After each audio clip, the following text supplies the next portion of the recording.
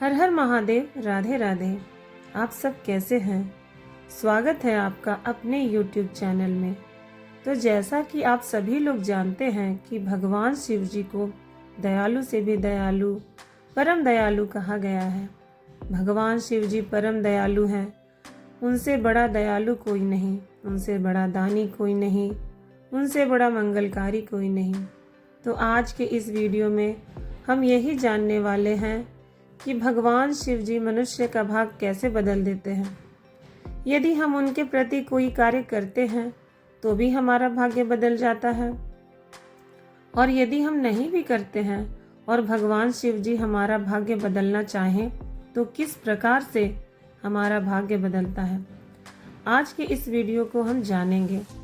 तो इसलिए दोस्तों, वीडियो को पूरा देखें और चैनल को जरूर सब्सक्राइब करें। स्कंद पुराण की एक बहुत ही लोकप्रिय कहानी के माध्यम से तो प्रारंभ करते हैं आज का यह वीडियो।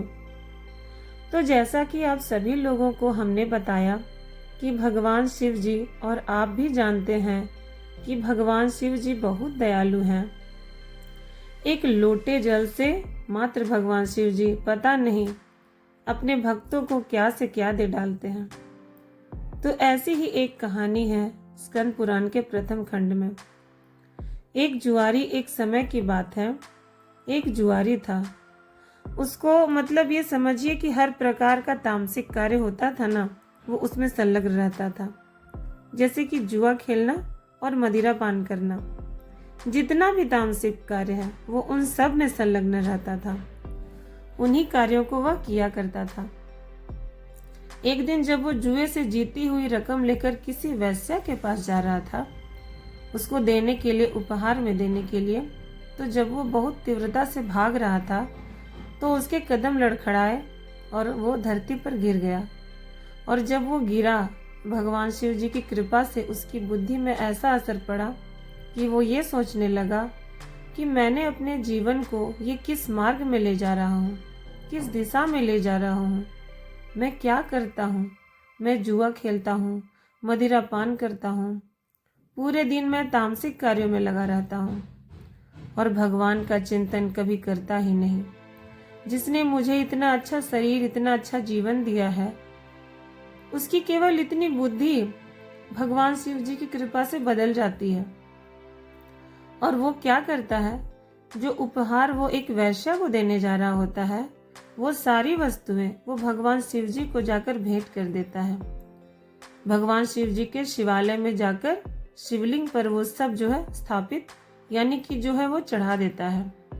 और उसके पश्चात क्या होता है, थोड़े ही समय पश्चात उसकी मृत्यु हो जाती है और यम के जो गण होते हैं वो उसे लेने आ जाते हैं। यमराज के जो गण होते हैं उसे लेने आ जाते हैं उसकी मृत्यु के समय में। तो जब उसे यमराज के सामने पेश किया जाता है तो यमराज ये कहते हैं कि तुमने पूर्व में जीवन भर बहुत ही कुकर्म किए हैं, बहुत पाप किए हैं, तुम्हें जो है अभी नरक भोगना होगा। तो उस जुआरी ने कहा कि ठीक है, मैंने पूरे जीवन भर सभी तामसिक कार्य किए हैं, मैंने बहुत पाप किए हैं, लेकिन यमराज आप देखिए कि मेरे जीवन में मुझसे कभी कोई पुण्य भी तो बना होगा। तब जो है चित्रगुप्त, जो हमारे और आपके सभी कर्मों का लेखा जोखा रखते हैं, चित्रगुप्त जी महाराज ये कहे कि हाँ, आपने एक पुण्य कर्म अवश्य किया है। मरने से पहले अपने भगवान शिव जी को कुछ पुष्प चढ़ाया है, कुछ उपहार स्वरूप उन्हें चढ़ाया है। इस उपहार स्वरूप जो आपने चढ़ाया है, उसके लिए आपको 3 दिन का स्वर्ग हम देते हैं। उस जुआरी को 3 दिन का स्वर्ग का राजा बनाया गया। इंद्र की जगह उनको 3 दिन के लिए स्वर्ग का अधिपति बना दिया गया। और जब वो 3 दिन के अधिपति बने तो उन्होंने क्या किया, स्वर्ग का जितना भी खजाना था, ऐरावत हाथी, उच्चैश्रवा अश्व, जितनी भी तमाम खजाना में हीरे जवाहरात थे, उसने सब 3 दिन के अंदर अंदर जरूरी व्यक्तियों को सब दान कर दिया। और तीसरे दिन जब वापस उसे नरक में ले जाया गया, जब देवराज इंद्र वहां आए स्वर्ग में देखा कि मेरा उच्च श्रवा घोड़ा, मेरा हाथी सब उन्होंने दान कर दिया है। तब देवराज इंद्र ने देवगुरु बृहस्पति जी से पूछा कि आपने मेरा राज्य किस जुआरी को, ऐसे किस व्यक्ति को दे दिया जिसने मेरा 3 दिन के अंदर अंदर सारा धन बांट दिया है, दान कर दिया है। तब देवगुरु बृहस्पति जी ने बोला कि ये बात जाकर आप नरक में यमराज जी से ही पूछिए कि उस जुआरी का क्या कर्म ऐसा था कि उसे 3 दिन के लिए जो है स्वर्ग का राजा बनाया गया, और उसके बाद उसने 3 दिन में उसने इतना पुण्य कमाया दान करके। इंद्रदेव कुपित होने के पश्चात जब यमराज के पास गए और यमराज से पूछे कि ऐसा क्यों आपने कराया, इस जुआरी को मेरे स्वर्गलोक में क्यों भेजा, और इसने 3 दिन के अंदर अंदर में ही सारी संपदा जो है, सारी लक्ष्मी इसने दान कर दी है। तब यमराज ने कहा कि आप इतने वृद्ध हो गए हैं, आपकी इतनी उम्र हो गई है, लेकिन आपका अब तक जो है मोह है वो धन से हटा नहीं है, धन से हट नहीं रहा है। आपसे अच्छा तो वह जुआरी है जिसने 3 दिन के अंदर अंदर इतना दान करके इतना पुण्य अर्जित कर लिया है। अगर आपको अपनी लक्ष्मी वापस लेनी है, जिन जिन ऋषि मुनियों को वो सारी वस्तुएं दान की हैं, उनको उतनी बहुमूल्य वस्तुएं देकर, उतना धन देकर उनसे आप वो वस्तुएं ले सकते हैं। तब देवराज इंद्र कहकर ऐसा चले गए वहाँ से कि ठीक है जैसा आप कहें। ऐसा कहकर देवराज इंद्र वहाँ से चले गए और उस जुआरी व्यक्ति को अगले जन्म में आप जानते हैं कौन बनाया गया? भगवान शिव जी की कृपा से अगला जन्म उन्हें राजा बलि के रूप में मिला। तो आप सोचिए, अगर राजा बलि कितने दयालु, कितने दानी हुए हैं। प्रहलाद के वंशज में प्रहलाद के पुत्र विरोचन हुए और विरोचन के पुत्र हुए राजा बलि, जो कि परम दानी थे। जो भगवान नारायण का वामन अवतार है, उसकी कथा को जानता होगा वो राजा बलि को अवश्य जानता होगा। और जो थोड़ा बहुत अपने धर्म से जुड़ा होगा, वो जब भी अपने हाथ में मौली यानी कलावा बंधवाता होगा तो एक मंत्र जरूर उसने कभी न कभी सुना होगा।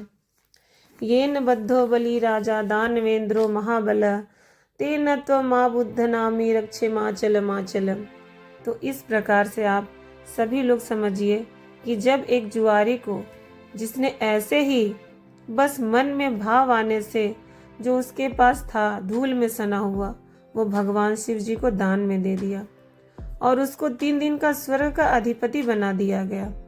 और अगले जन्म में राजा बलि बन के भगवान नारायण खुद उनके द्वारपाल बने जब वो पाताल लोक में भेज दिया गया और उनको पाताल लोक का अधिपति बनाकर। तो जरा सोचिए, आप और हम भगवान शिव जी का नित्य प्रतिदिन पूरे भाव के साथ, पूरे श्रद्धा के साथ, पूरी विधि विधान के साथ यदि हम पूजन करें तो भगवान शिव हमें क्या नहीं दे सकते, कैसे हमारा भाग्य नहीं बदल सकते। थोड़ा विचार आप जरूर कीजिएगा। इस वीडियो को सुनने के बाद या यदि आपको इस पर विश्वास नहीं तो एक बार मेरे कहने से स्कंद पुराण के प्रथम खंड को आप जरूर पढ़िएगा, उसमें आपको ये कहानी जरूर मिलेगी। तो मैं आशा करती हूँ कि आप सभी लोगों को इस कहानी का जो उद्देश्य है, जो मैं आप सभी तक पहुँचाना चाह रही हूँ, वो प्राप्त होगा और आप सभी लोगों को ये कहानी पसंद आएगी और इस वीडियो को आप सभी लोग अपना प्रेम देंगे। अधिक से अधिक और अधिक से अधिक लोग लाइक करेंगे, शेयर करेंगे, कमेंट्स करेंगे और हमारे इस YouTube चैनल कृष्णा वेणी अध्यात्म मार्ग को अपना प्रेम देंगे और अधिक से अधिक इसे सब्सक्राइब करें। हर हर महादेव, राधे राधे।